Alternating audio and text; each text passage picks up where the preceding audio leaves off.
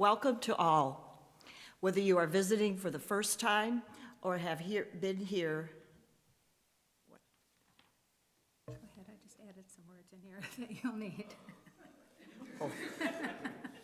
Sorry, a little surprise. Okay, thank you. All right, take two. Welcome to all, whether you are visiting for the first time or have been here many times before. Whether you are joining us here in the sanctuary, remotely via Zoom, or watching this recording later, it is good to connect with you. I'm Mary Gowell-Ensroth, a member of the Welcome Team. Today, children will be with us in the sanctuary to hear a story before heading to their activities. The family room, just to the left at the back of the sanctuary, with audio of the service piped in, is open for parents and children. Care is also available in the nursery on the lower level for infants and children through age 5. By greeting our virtual neighbors, we build a bridge between online and in-person participants. First, we will project on our screen the image of folks who are currently on Zoom. We ask you to show yourselves and give us a wave. Now, we invite you, who are gathered in person, to turn to face the camera at the back of the sanctuary and give the folks out there a wave.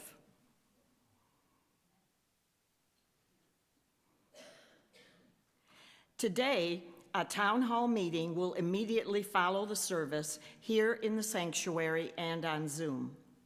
After the town hall meeting at approximately noon, coffee and conversation will follow in Hodis Hall, located to the left as you exit the sanctuary. Our newcomer table is a place where visitors and newcomers can meet and chat with members of the congregation and with each other. All are encouraged to drop by, just look for the colorful sign. Virtual coffee hour will also take place immediately after the town hall meeting on Zoom. Whenever and however we connect with BUC, we are building this beloved community.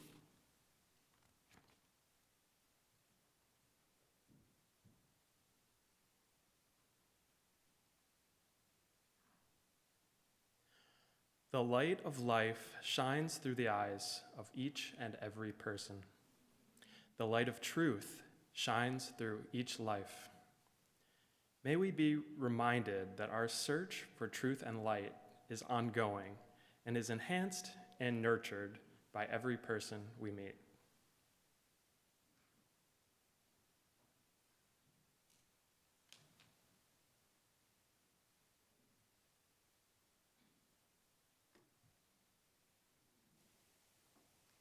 We invite you now to rise in body or in spirit and join in singing Not in Vain the Distance Beacons, hymn 143.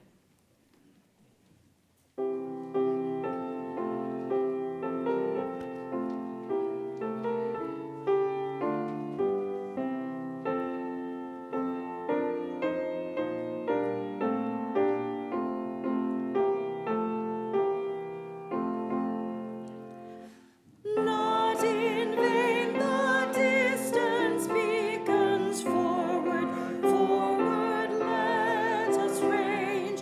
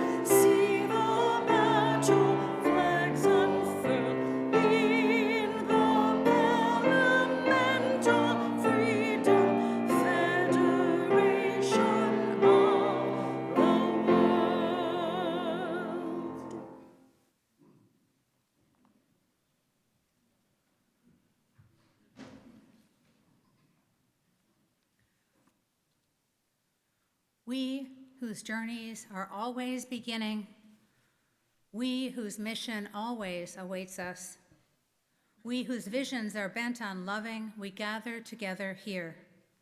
We gather as a community drawn together out of common need, each toting our own carpet bag of treasures and dreams.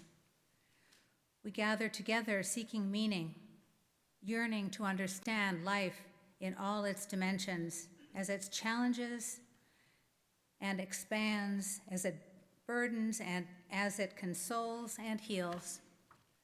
We gather together with questions, the kinds of questions that provoke us to the path of action.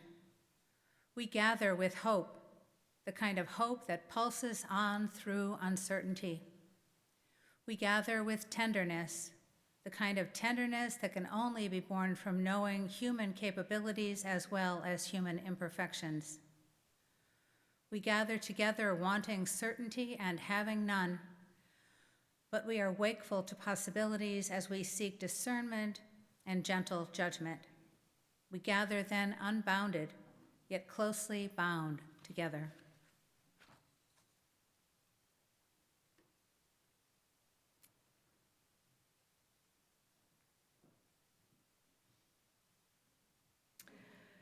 So for this morning's story, I'm going to need everybody's help.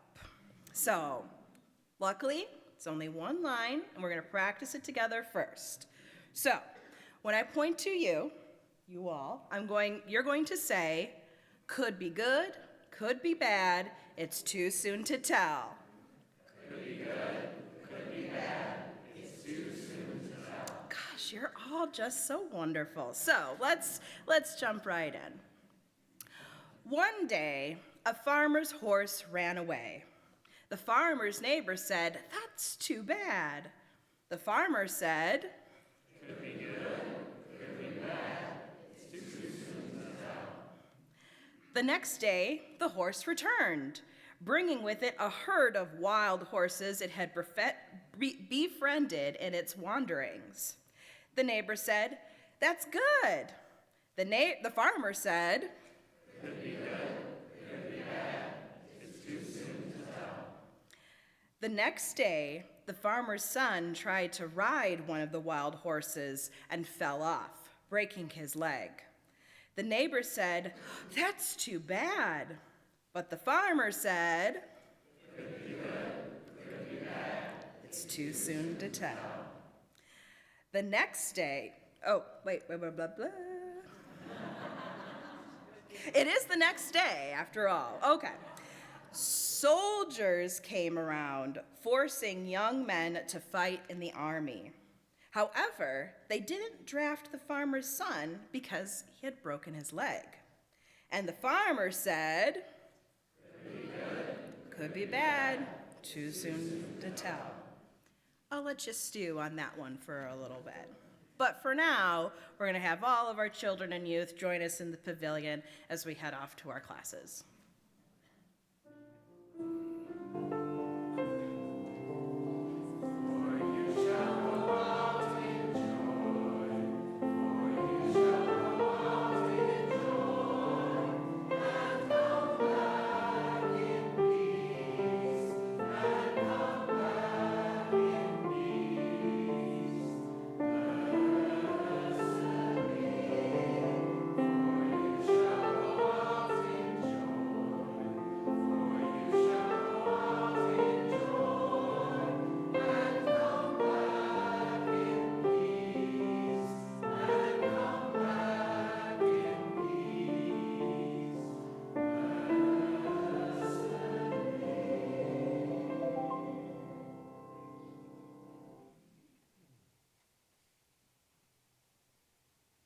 The mission of Birmingham Unitarian Church is to be a free and welcoming religious community that encourages lives of integrity, learning, service, and joy.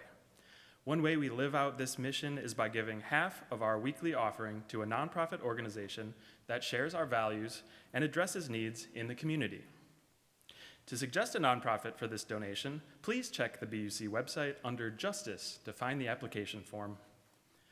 Our recipient today through the end of September is one of our cherished community projects, support of Walt Whitman Elementary School in Pontiac. Since 1998, BUC volunteers have fostered learning for kindergarten through 5th grade students by stocking and operating a mobile library in the school, known to students as Book Trolley. We also do some tutoring and conduct other programs that help students learn and feel supported by their community. Your offering will be used to buy books for the mobile library, supplies for our programs, and occasional necessities for the students. This service is provided under the banner of Communities United for Children. Thank you for your continuing support of this program. The ushers will now receive this morning's offering, given and received in a spirit of generosity and gratitude. This offering is dedicated to the good work of the Walt Whitman School Project and of this congregation.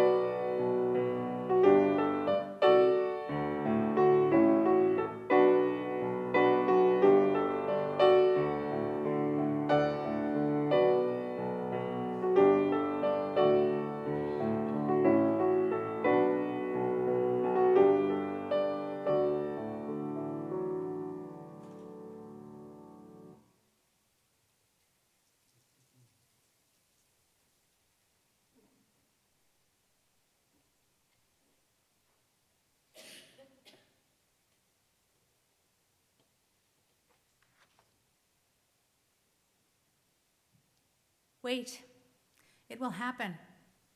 Your sleeping seed in the cool, fertile dark will one day split in two. The tiny shoot will curl out in the slow motion dance of new beginning. Watch, it will take place. The tiny newborn thing will push in persistent green up through the clods and dampness and even the harsh crust and into the succulent sun. Listen, it will ring in you. In miraculous haste, twin leaves will unfold and set their sails to drink the dew, and you will photosynthesize life from the day into stems and other miracles. Sense, it will flow to you. Your roots will ebb down into timeless caverns and draw from them nourishment that will move joyfully through your veins of gratitude. See, it is your gift now. Sun and earth in you creating tiny seeds in slender shelters to hibernate through winter and yawn to life again.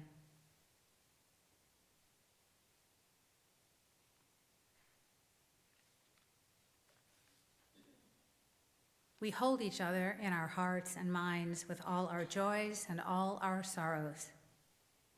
The joys and sorrows of the congregation that are shared with us this morning are these.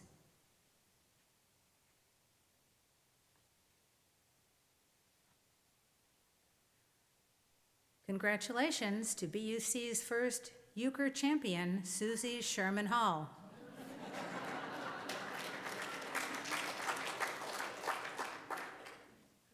Thanks to all who participated in this friend and fundraiser event. That's from Kathy Duhame.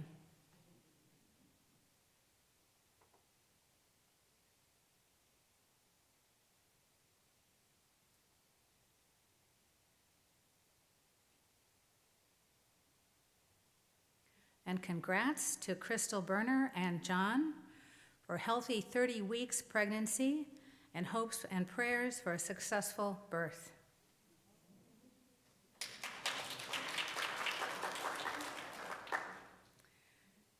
And a joy from Monica and Jimmy Vogel. Hey, Jimmy. A joy.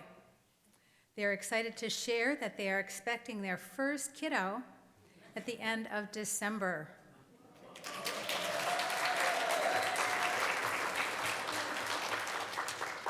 And they hope that their 2 cats are okay with sharing their cuddle time soon.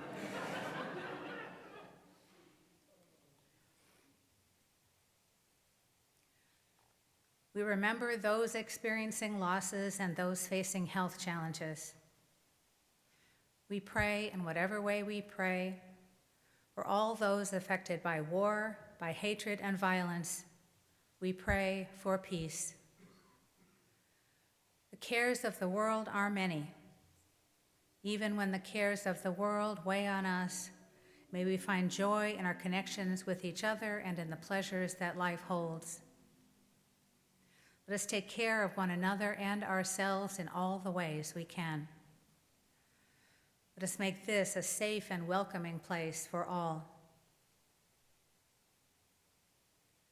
If you wish to do so, please come forward now to silently light a candle, or light a candle wherever you are, in remembrance of a sorrow that weighs on you or of a joy that lifts your heart.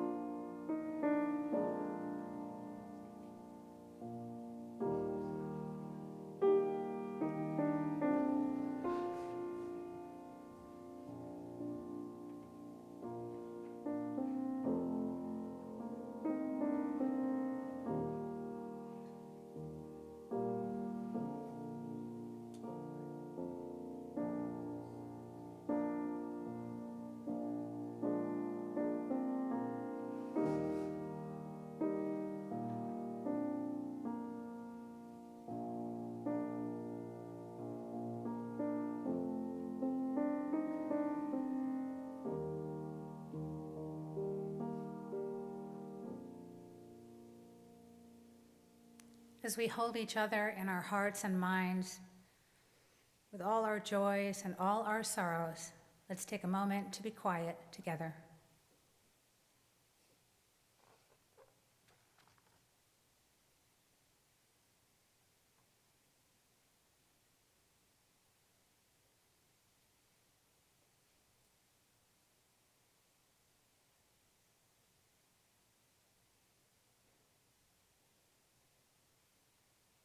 Now please join in singing Return Again, hymn number 1011.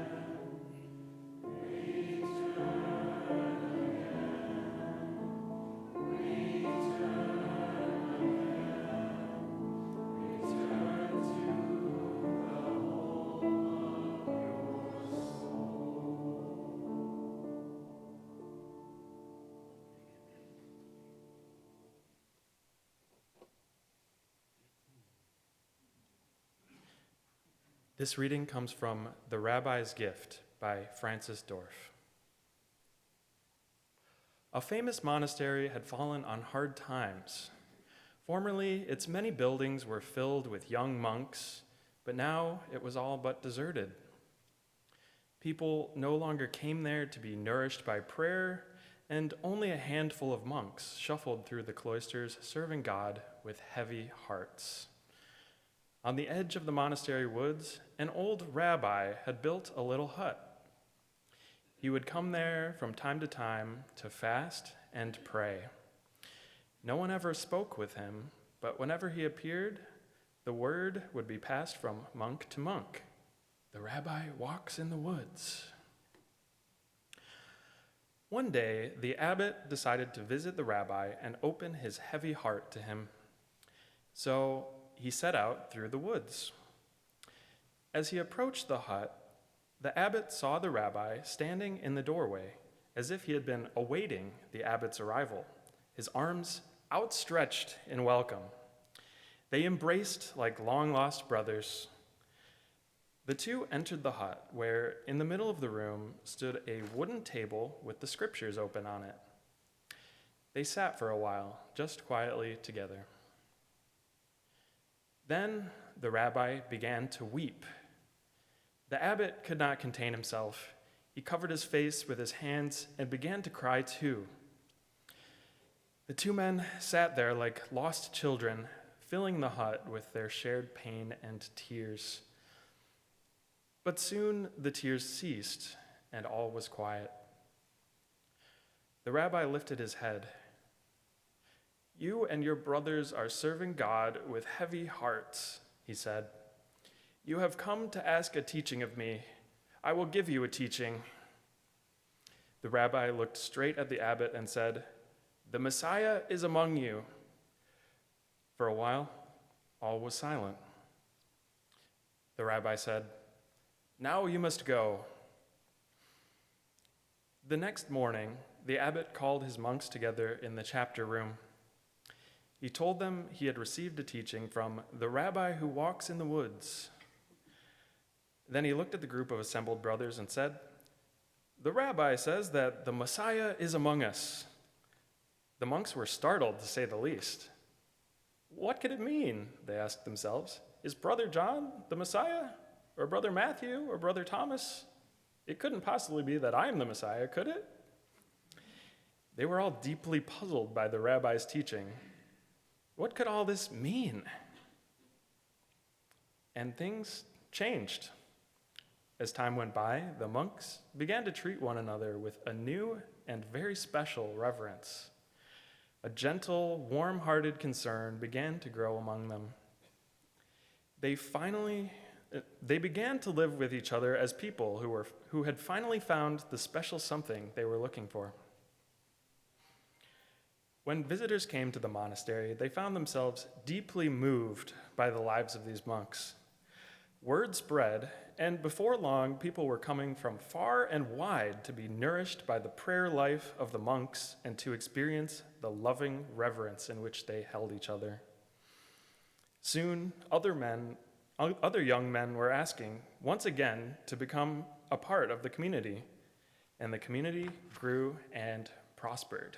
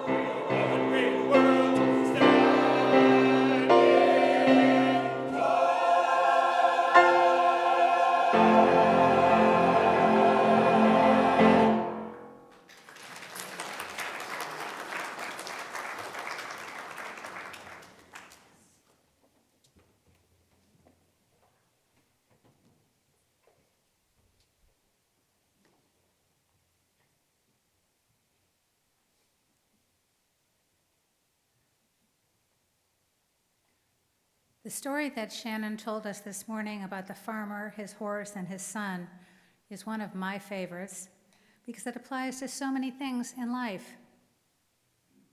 Could be good, could be bad, it's too soon to tell. In real life, something happens, we respond, something else happens, and we respond again. In real life, we break a leg, lose a job, a relationship ends, or we escape a disaster, find meaningful employment, or begin a friendship or a romance. And we have to figure out what to do, how to be, who to be. In the twisting plots of the stories of our lives, expectations are set, expectations are upset. It's too soon to tell how the story will turn out. We need to wait to see how the plot will unfold. Our lives depend not on what happens to us, but on how we respond. Our ability to respond depends on our expectations of ourselves and on the possibilities before us. What can we possibly do? Who can we possibly be? What difference does it make? Here's another of my favorite stories. There once was a town where an old wise person used to sit by the side of the road outside the city gates. A traveler came down the road and said to the wise one, "I'm looking for a new place to live. Can you tell me what things are like in this town?" And the wise one said to the traveler, "First, tell me what things are like in the town that you come from."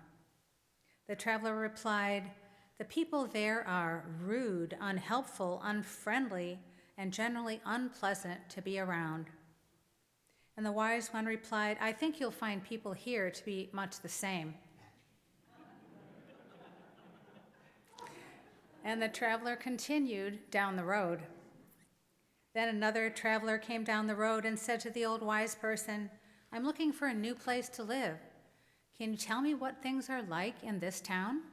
And the wise one said to the traveler, "First, tell me what things are like in the town that you come from." The traveler replied, "The people there are kind, helpful, friendly, and generally pleasant to be with." And the wise one replied, "I think you'll find people here to be much the same." And the traveler stayed for a time. In my ministry, I have tried to be like that second traveler. I've stayed with you for a time, and soon it will be time for me to head on down the road.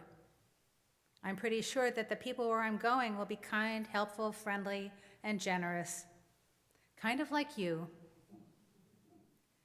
Well, maybe not quite like you, but then who is? And your next minister won't be quite like me, but then who is? And also won't be quite like any of the other ministers who have served this congregation over the years. Your next minister may have some of the good qualities of some of those ministers, and maybe even some of the imperfections of some of those ministers. But ultimately, your minister will be none other than who they are and who they become in relationship with you as a congregation. But just like all those other ministers, your next minister also won't be the Messiah, won't walk on water, won't be perfect, whatever that is, but will likely be perfect for you, to help you be who you want to be. Ministers sometimes joke about a lot of things, but ministers sometimes joke about what congregations expect of them. Here's one minister's description of the requirements for ministry.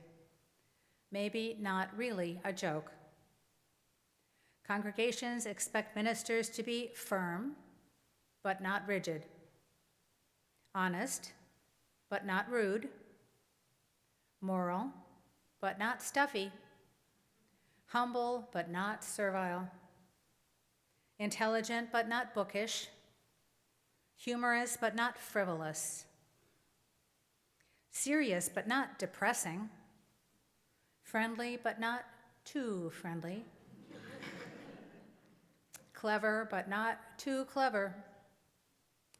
Prophetic, but not critical of anyone. That's a tough list of expectations.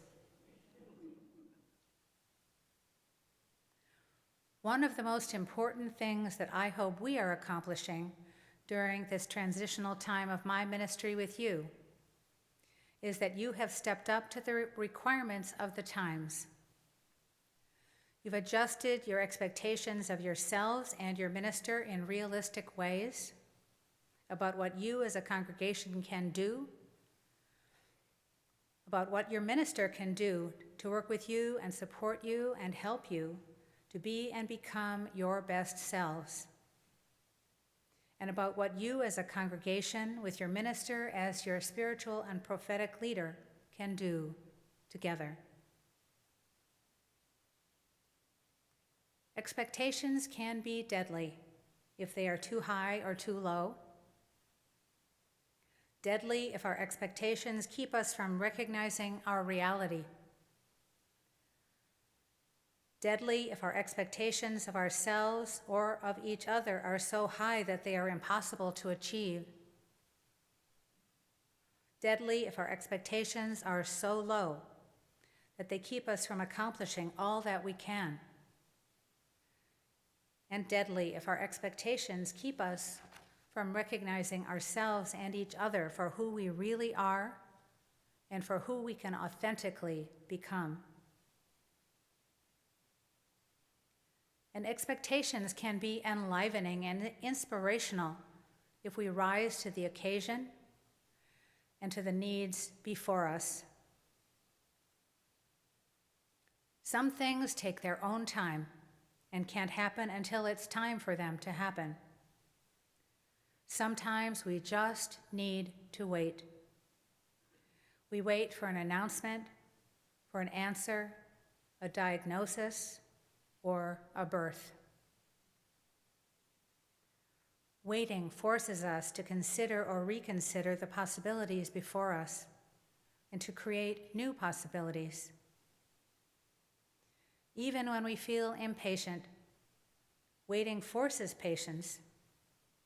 As spiritual writer Henry Nouwen suggested, true patience is the opposite of a passive waiting in which we let things happen and allow others to see, hear, touch, taste, and smell as fully as possible the inner and outer events of our lives. I think I missed a couple of words in the middle there that didn't make sense, so I'm going to try that one again. True patience is the opposite of a passive waiting in which we let things happen and allow others to make the decisions. Patience is the capacity to see, hear, touch, taste, and smell as fully as possible the inner and outer events of our lives. Patience involves staying with it, living it through, listening carefully to what presents in the here and now. Patience is a willingness to be influenced even when this requires giving up control and entering into unknown territory. This kind of active waiting involves what one writer calls steady determination and lively expectation. To paraphrase the poet Rilke, may we have patience with everything that remains unsolved in our hearts. May we try to love the questions themselves, like locked rooms and like books written in a foreign language. And perhaps we will gradually, without even noticing it, find ourselves experiencing the answer some distant day. And as we move into unknown territory, into futures yet unknown, may our expectations be grounded in reality, yet hopeful, active, and aspirational. May it ever be so. I invite you now to rise in body or in spirit and join in singing one of my favorite hymns to go with my favorite stories. Sing out praises for the journey.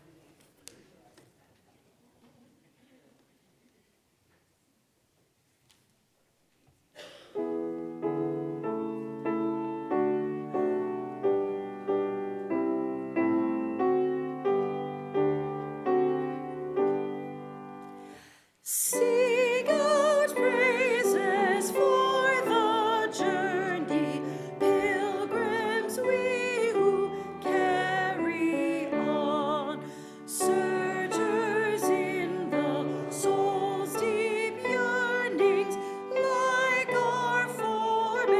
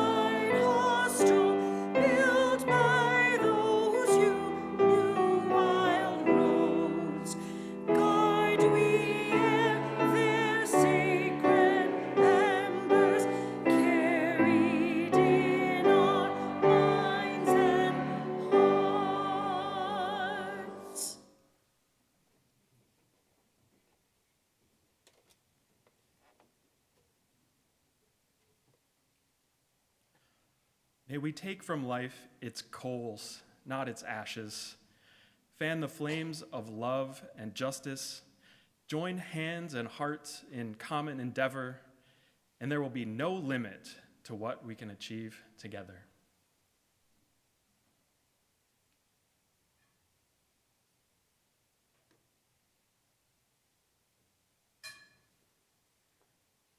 May we live our lives fully and creatively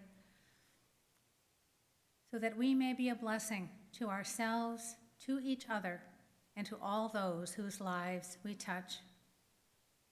I invite you to remain seated during the postlude, taking a few moments for a quiet reflection as the music plays.